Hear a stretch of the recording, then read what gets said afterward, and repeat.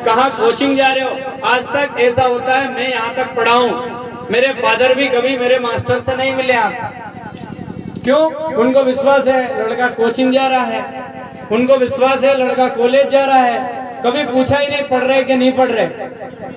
सबसे बड़ी कमजोरी पेरेंट्स की भी होती है। बाजार में आप जाके देखिएगा, अपने माता पिता बच्चों को बिठालते पास में, बोलते हैं आज क्या पढ़ा है बेटा, कॉपी दिखा, कितना पढ़ा, कोचिंग में गया था, 15 दिन में पूछते हैं हमारा लड़का कैसा पढ़ रहा, फोन लगाते हैं कोचिंग वाले टीचर को, हमारे लड़के का टैलेंट कैसा है, तुम्हारी क्लास में परफॉर्मेंस कैसा है। उनको कहीं ना कहीं अपने बच्चे का भविष्य दिखता है, आगे यही सोचता है कि मेरा बच्चा आगे चल के कुछ करेगा, मेरी बच्ची कुछ करेगी कि नहीं। अगर कोई कमियां है, कोई परेशानी है तो मुझे बताओ, मैं उसको पता नहीं चलने दूंगा, लेकिन उसकी भरपूर मदद करूंगा। लेकिन हम ऐसा करते हैं क्या? नहीं। और जब बच्चा कुछ कमजोर हो जाता है, पढ़ता नहीं है, तो पहले उंगली उठाते हैं, बहुत बोल रहा था मैं इसको मत पढ़ाओ, क्या हुआ देखो फेल हो गया। मतलब अपन आगे बच्चे पीछे। ऐसा मत सोचना कोई भी यहाँ पर बूढ़े बुजुर्ग ये हम पे ही ताने मार रहा है, मतलब हम पे ही ताके जा रहा है। मैं रियलिटी बता रहा हूँ, जो होता है, जो हकीकत हुआ है। हमने कभी अपने बच्चों के साथ एक फ्रैंकली व्यवहार नहीं किया, उनको महसूस ही नहीं हुआ कि पिताजी से बात कर रहे हैं। बच्चे 5 रुपए मांगने में भी बहुत डरते थे। उनको पेंसिल चाहिए तो मम्मी से बोलेंगे, मम्मी पापा से बोल दो ना, मैं कहूंगी तो डांट देंगे। एक डर भय बच्चों के अंदर बैठ गया आपके प्रति, और धीरे धीरे धीरे वही डर भय आपकी पीढ़ी में भी बैठ जाएगा। कम से कम अपने बच्चों को इतना अच्छा सा संस्कार दे। आने वाली पीढ़ी जो है, अभी तो आप एक, मैंने जैसे ही कहा कि आम को गिराने के लिए पत्थर मारा, लेकिन पत्थर खाली जा सकता है, लेकिन अगला जो पत्थर मारोगे वो आम लेकर ही गिरेगा। मतलब हमारी पहली कोशिश तैयारी के लिए है। ये संभव नहीं है कि निशाना एकदम करेक्ट लगे, लेकिन हो सकता है नेक्स्ट निशाना हमारा गलत ना हो। इसलिए आप लोग भरपूर अपने बच्चों का सहयोग दें। जो भी उनके सपने हैं, अपने अनुसार मत बोलो। बच्ची का इरादा है डॉक्टर बनने का, आपने कह दिया नहीं तू तो थानेदार बन, क्या तू तो थानेदार बने, ऐसा नहीं चलेगा। क्योंकि बच्चों का मन होता है तो वो भरपूर दिल लगा के पढ़ते हैं, उसमें मन लगा के पढ़ते हैं कि मुझे ये पढ़ना है। और बहुत सारे हमारे समाज में अधिकारी कर्मचारी हैं जो कि हमें गांव में आकर अपने बच्चों को, अपने परिवार को 1 माह 15 दिन 10 दिन में एक बैठक लें और समझाएं। हमारी पहल चलती भी है और हम सभी जगह चलाएंगे कि आपको इंजीनियर बनना है क्या पढ़ना पड़ेगा, आपको डॉक्टर बनना है क्या पढ़ना पड़ेगा, आपको IAS IPS बनना है क्या पढ़ना पड़ेगा, है ना, आपको और कुछ इंजीनियर बनना है आपको क्या करना पड़ेगा। इसमें बेटे किसी ने तो सपना देखा होगा, भाई हम भी किसी दिन हवाई जहाज में उड़ेंगे। हमारे माता पिता को बोलते हैं मेरा सपना है एक दिन में ना हवाई जहाज में घूमूंगा, आपको भी घुमाऊंगा।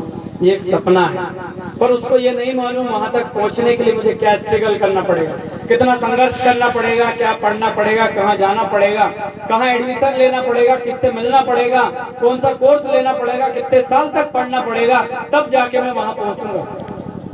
मालूम है किसी को? मालूम है IAS के लिए कितने सब्जेक्ट होते हैं, कलेक्टर के लिए मालूम है? डरो मत, खुल के बताओ, मुझे बड़ी खुशी होगी, कोई तो जानता होगा। मालूम है क्या? इनमें से बच्चियां किसी को मालूम है? इनमें बेटे सब लगभग 12वीं पास कॉलेज में होंगे। हाथ खड़े करो, कितने लोग कॉलेज में हैं? 2 और 3 4 5 6 और, अरे डरो मत, मैं अपने घर नहीं ले जाऊंगा, बताओ तो सही,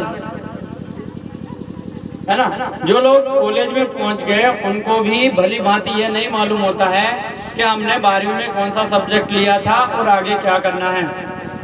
सहेली ने बोल दिया मैं तो BA कर रही हूँ, चल मैं भी अकेली क्या करूंगी, मैं भी BA कर लेती हूँ। दोस्त ने बोल दिया मैं BSc कर रहा हूँ, हाँ चल यार मैं भी अकेला कहाँ परेशान होऊंगा, मैं भी BSc कर लेता हूँ। लेकिन इसका परिणाम हमें नहीं मालूम होता है कि BSc करने से क्या होता है, BA करने से क्या होता है। मैं आप लोगों को एक सलाह, छोटी सी, समय भी बहुत हो चुका है ना, सभी को मौका, वैसे बोलना तो बहुत ज्यादा ही है, क्या कि आप लोग इतने प्यार से जो सुन रहे हो तो लग रहा बोलता ही जाऊं समझाता ही जाऊं, है ना। तो जो बच्चे 12वीं में मैथ लेते हैं, बायो लेते हैं, मैथ बायो, एक आर्ट्स और कॉमर्स है ना। 10वीं के बाद चयन करना रहता है आपको किस फील्ड में जाना है। तो जो भी हमारे यहाँ कभी आज तक सेमिनार नहीं हुए, सेमिनार 10वीं के बाद होते हैं, उसमें डिसाइड किया जाता है, 50-50 बच्चे बैठा दी जाती है, उनसे पूछा जाता है कि आप अपने सपने लिख के दो, क्या बनना है आप। उस हिसाब से उनको कैडराइज किया जाता है, समझाया जाता है कि डॉक्टर के लिए ये पढ़ना पड़ेगा, ये सब्जेक्ट लेने पड़ेंगे, यहाँ तक पढ़ना पड़ेगा, ये बहुत अच्छी कॉलेज है, ये बहुत अच्छी यूनिवर्सिटी है, इंजीनियर के लिए ऐसा करना पड़ेगा।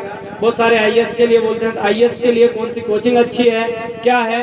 हर जगह, हर राज्य में, हर जिले में ये प्रावधान हो चुका है कि बहुत अच्छी कोचिंग आपके यहाँ अवेलेबल है।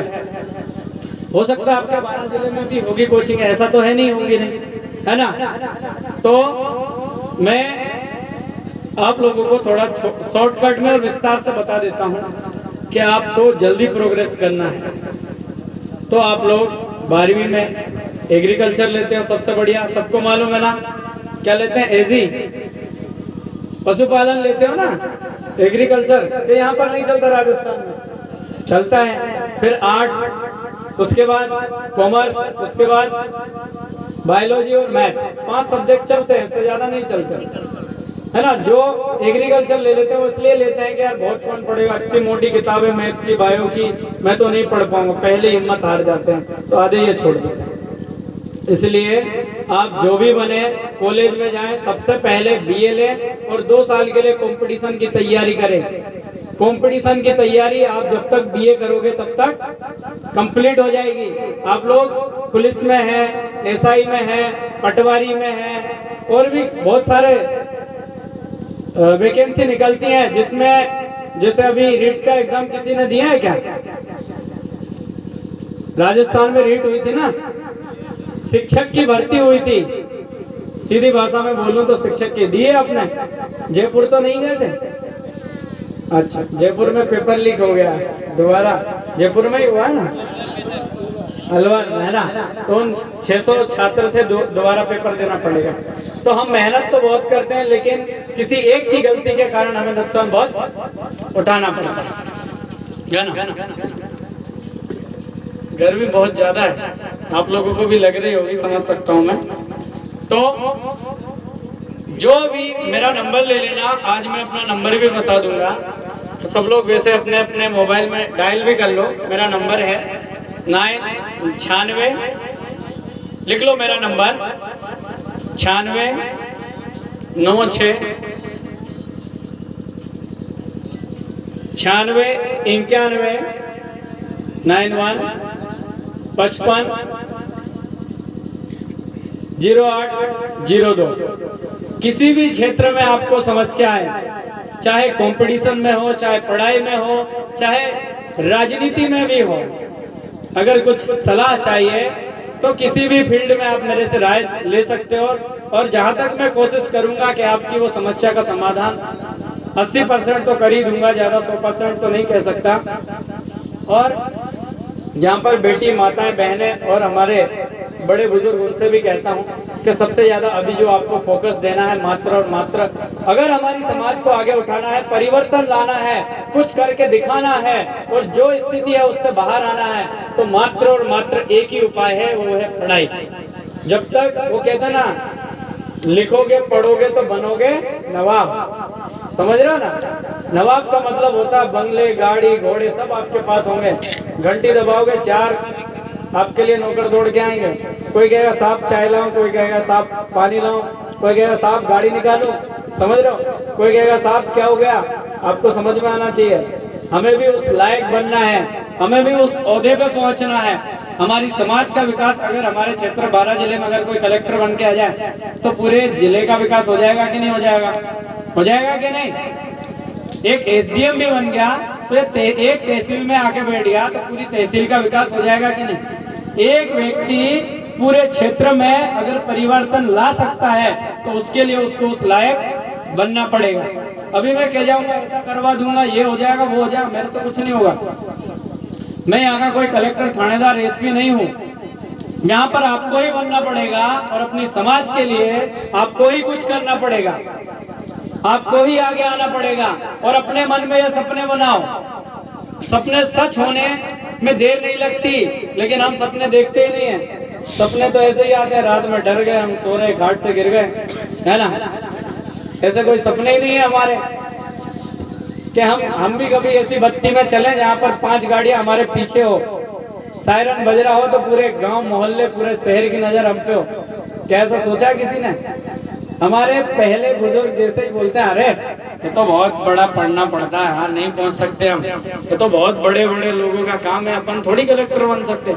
ये हमारे बुजुर्गों में भावना थी पहले, लेकिन आज सभी लोग समझ चुके हैं, सभी लोग जानते हैं कि एक IAS IPS कलेक्टर कोई बड़ी चीज नहीं है। अगर हमारे बच्चों ने अच्छी मेहनत करी और वह सही प्लेटफॉर्म पे चले गए तो हमारे लिए कोई बड़ी बात नहीं है। 2 से 5 साल आप मेहनत करोगे आराम से, इतनी बड़ी बात कह के नहीं जा रहा हूँ। अगर 5 साल दिल से मेहनत की, घर वालों को धोखा नहीं दिया, माता पिता से झूठ नहीं बोला और दिल और मन से मेहनत की, तो यहाँ पर बेटे इनमें से कोई ना कोई अधिकारी जरूर बन जाएगा। अगर मेहनत की 3 से 4 साल, मैं ये वादा करता हूँ आपको। और संगठन के परिचय की बात करता हूँ उसमें थोड़ी सी, कि हमको जब संगठन और समाज याद आता है, जब हम कहीं शमशान जगह पे चले गए 10-12 कुत्ते हों तो हम क्या कहते हैं, अरे यार यहाँ पत्थर मिल जाता ना भाई, कसम है इन कुत्तों की तो खबर ले ही लेता। मतलब एक पत्थर की आस लगाते हैं हम। ये शमशान जगह है, मान लो यहाँ 10-20 कुत्ते हों तो हम क्या सोचेंगे, इनको भगाऊं तो भगेंगे नहीं। अगर पत्थर एक मार दिया तो पूरे कुत्ते भग जाएंगे। तो हमें किसकी याद आती है? पत्थर की वैल्यू समझ में आती है कि नहीं आती? अरे कुछ तो बोलो, आती है ना। ऐसे ही जब हमारे परिवार, समस्या, गांव और समाज में कोई समस्या पैदा हो जाती है तब हमको बड़ी जल्दी गांव की याद आ जाती है, तब हमें बड़ी समाज की याद आ जाती है।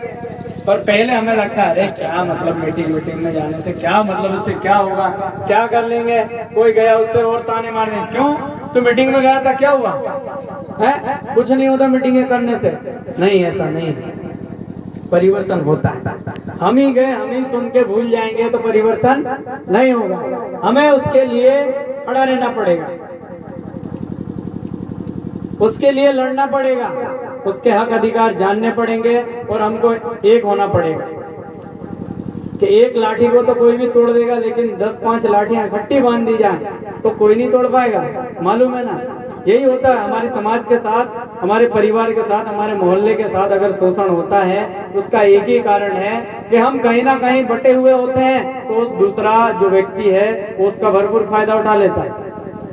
जब हमें समाज की याद आती है, जब हमें मोहल्ले वाले की याद आती है, गांव वालों की याद आती है, रिश्तेदार की याद आती है। अगर आप एक हो, कोई प्रॉब्लम हो जाए, अगर गांव एक है, एक भाई पे समस्या है तो 10-10 रुपए भी उगाएंगे, 100-100 रुपए उगाएंगे तो उसकी समस्या समाधान हो सकती है कि नहीं? हो सकती है कि नहीं? कब संभव है? एकता में। कब संभव है? एकता में। और एकता कैसे होगी?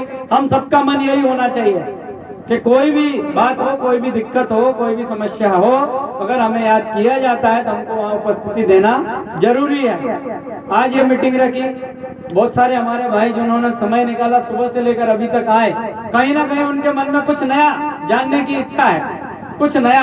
आज वो गुना वाले आएंगे, ये आएंगे, वो आएंगे, क्या बताएंगे उनको सुनने के लिए? चले यार, कुछ तो बात बताएंगे। अरे यार ये बातें तो हम भी जानते हैं, जो बताइए सब हम भी समझते हैं। होता है कि नहीं होता है? ये बातें हमें क्या नहीं है पता, क्या मालूम है क्या नहीं मालूम? लेकिन आपने कभी 10 लोगों के सामने जाहिर की है क्या? नहीं। इसका मतलब कि हमारे पास संगठन नहीं है। आज जो जनसंख्या बैठी है, आज जो जितने लोग हैं, कहीं ना कहीं वो संगठित है, कहीं ना कहीं उस भावना से जुड़े हैं, कहीं ना कहीं उस मूवमेंट को समझते हैं कि हमें एक होने की आवश्यकता है। हक अधिकार के लिए तो लड़ सकते हैं ना हम। शादी विवाह तो भील बिलाला हम पटेलियों में नहीं होते, वो तो बहुत दूर की बात है। लेकिन अगर हमारे हक अधिकार, जल जंगल जमीन की बात आती है तो क्या हम एक नहीं हो सकते? बिल्कुल हो सकते हैं। हमें कलेक्टर के सामने खड़ा होना है, हमारे दो भाइयों की जमीन जा रही है तो हम खड़े हो सकते हैं कि नहीं हो सकते हैं? उन दो भाइयों की जो जमीन बच जाए, किसी का कोई बहुत बड़ा काम हो वो हो जाए, आपकी अगर सहयोग से, आपके साथ खड़े रहने से, तो जिंदगी भर आपका ऋणी रहेगा। जहां कहोगे मजबूरी में पर भी आपके साथ खड़ा रहेगा, वो कभी आपके संगठन से दूर नहीं जाएगा। संगठन का सबसे बढ़िया सबूत मधुमक्खी देखिए, मौज, अपनी भाषा में बोलते हैं मौज। कभी गुस्से से एक पत्थर मार देना, एक नहीं उड़ेंगे, पूरा का पूरा छत्ता खाली हो जाएगा, सबके सब उड़ जाएंगे। समझ रहे हो ना, पूरे उड़ जाएंगे। एक भमेर होती है, भमेर है ना, उसको उंगली करके देख लेना, पता चल जाएगा एकता का सबसे बड़ी ताकत क्या है? एकता, है ना। समझते हैं ना सब लोग भमेर। अगर एक खा गया तो 10 पांच तो आके छेंट ही जाएंगे। अगर एक को मार दिया ना ऐसे करके, 10 पांच आएंगे। क्यों? उनका वो समूह है, वो कभी अकेले को नहीं छोड़ते। तो अपनों को भी डर लगता है, अरे ये तो भमेर की मक्खी यार, इसको मत छेड़ो, वरना अपन को इतना छेड़ेगी कि झेल नहीं पाएंगे। तो यही डर अगर हमें शासन प्रशासन में, नेताओं में, यहाँ की राजनीति में, यहाँ की शिक्षा में, यहाँ के लोगों में अगर भमेर जैसा डर बैठाना है तो भमेर जैसी एकता लानी पड़ेगी। क्या करती हैं सब मिलके? एक शहद बनाती हैं, बहुत मीठा होता है, सब लोग खाते हैं, बढ़िया। क्यों? उनमें मिठास है। तो हमारे अंदर सबसे पहले क्या होना चाहिए? मिठास, प्रेम भाव, मान सम्मान। बड़े हैं काका बाबा, उनका भी मान सम्मान। अपने काका बाबा ही हैं, उनको इज्जत नहीं दे रहे हैं हम, और बड़े बड़े ढींगे मार रहे हैं हम, है ना, ये करना है वो करना है, गलत। शुरुआत अपने परिवार से, अपने गांव से, अपने मोहल्ले से, अपने घर से करनी पड़ती है। जब आप अपनों को इज्जत दोगे, माता पिता को, भाई बहन को, रिश्तेदारों को मान सम्मान दोगे, तो कहीं ना कहीं वो भी आपका नाम बड़े फक्र से, बड़ी इज्जत से लेंगे।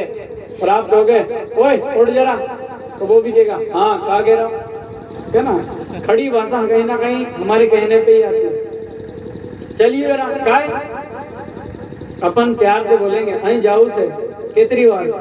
मेरी भाषा समझ में आ रही सबको? पटेली भाषा चल जाती है ना, है ना। तो जितना निर्मल हम बोलेंगे उतना निर्मल सामने वाला जवाब देगा। और आप तो तड़ा के बोलना, किसी को बोल देना भाई कमीने, तो वो भी कहेगा बोल कुत्ते। तो कहीं ना कहीं हमारा भाषा का पलटवार होता है। क्या होता है? भाषा का पलटवार होता है। हमने बड़े प्रेम से कहा अरे यार बड़े भाई चल सकते हो क्या? तो वो बोलेगा हाँ आ तो सकता हूँ, लेकिन कितनी देर लगी? वो आपसे बहुत प्यार से जवाब देगा। लेकिन वही आपने शब्द पलट दिया तो वो भी पलट के आ जाएगा। फिर काय में है? भाषा में है कि नहीं? शब्दों में है और अपनी वाणी में। अगर प्रेम से आपने बोला तो जवाब भी प्रेम से ही मिलेगा। तो मैं मानता हूँ कि एकता होती है, मैं मानता हूँ एकता होगी, लेकिन जो एकता बना रहे हैं उनमें क्या होना चाहिए? प्रेम भाव समर्पण। जो व्यक्ति काम करते हैं संगठन में वो बहुत परित्याग करते हैं, घर का काम छोड़ देते हैं, रिश्तेदारों को कुछ काम हो वो छोड़ देते हैं, जब उनको जाना है तो जाना ही है, कई सारे काम छोड़ देते हैं खुद के। तो जो भी लोग संगठन के लिए प्रति समर्पण है, आपका पहला कर्तव्य बनता है कि उनका मान सम्मान जरूर करें, उनका आदर करें। भली बात ये बात आप समझते होंगे कि पिता मेहनत करता है खेत में दिन रात, किसके लिए? कि पूरा परिवार दुखी ना हो, मेरे बच्चे, मेरी बहुएं, मेरे बेटे, मेरे बच्चियां, मेरे नाती पोते बढ़िया शाम को खाना खा के सो जाए। इसलिए वो दिन रात खेत में मेहनत करता है ताकि उसको अच्छा सा अनाज उपज हो और परिवार खुश रहे। वो एक के बारे में नहीं सोचता, वो किसके बारे में सोचता है? पूरे परिवार के। वो ये नहीं सोचता कि मेरी पत्नी खुश रहेगी या मेरा एक बेटा खुश रहेगा या मेरी एक बेटी। वो पूरे परिवार, उनके बच्चों के बच्चों के बच्चों तक सोचता है। वही संगठन का काम होता है, वो हर व्यक्ति के बारे में भला और अच्छा ही सोचता है। ठीक है, और मैं अपनी वाणी का यही विराम देता हूँ और आप लोगों का पुनः मुझे बड़े ध्यान से सुना, इसलिए दिल और जान से बहुत बहुत आभार, धन्यवाद। जय जोहार, जय आदिवासी, जय मूल्यवासी। एक बार विनोद जी को पुनः जोरदार तालियों से स्वागत करेंगे, क्योंकि आज हमारे बीच में वो पहली बार इस आदिवासी विकास समिति की ओर से उनको आमंत्रित किया गया था और उन्होंने बहुत अच्छा हमको एक मार्गदर्शन दिया और आने वाले समय में हमारी समाज के विकास और उत्थान के लिए